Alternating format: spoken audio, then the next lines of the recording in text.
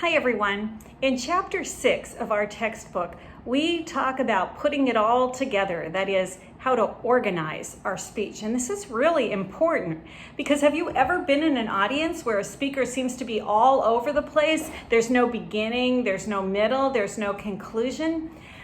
That really annoys me, and what really gets to me is when I go to hear a public speaker and it sounds as though the speaker is concluding, but he or she just keeps rambling on. That's not going to happen to you because you are going to be organized.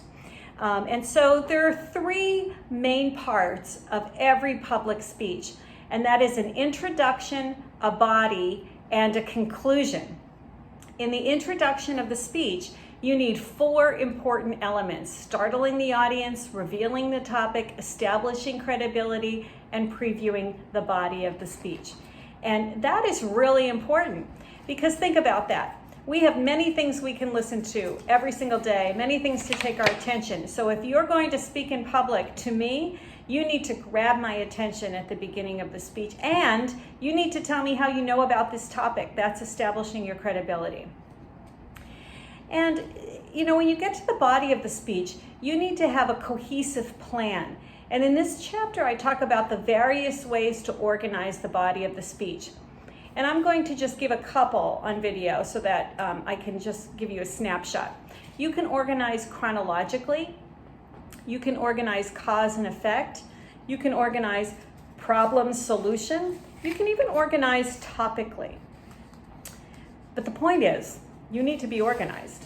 And so read this part of the chapter very carefully when I talk about how to organize and how to transition. Transitions are very, very important. You do not want to be a speaker who continues to say, oh, and also.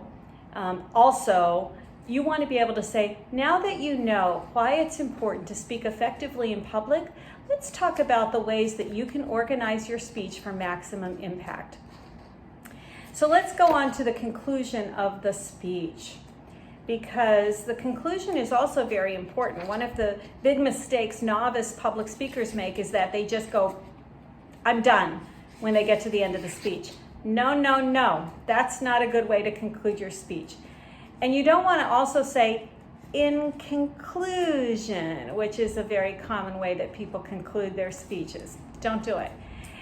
Instead, come up with a summary of your main points. Today, we've talked about the importance of public speaking. We've talked about ways that we can improve our lives personally, professionally, and in the community. We've learned tools to organize our speech. And so the next time we want to share something with our audience, we will speak up and speak well.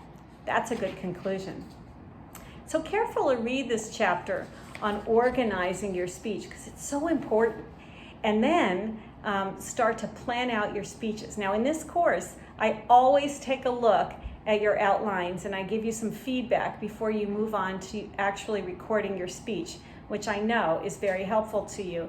And if you have any questions, you know what you have to do, right? Just send me an email, ngutgold@psu.edu, and I will get back to you within 24 hours. Thank you.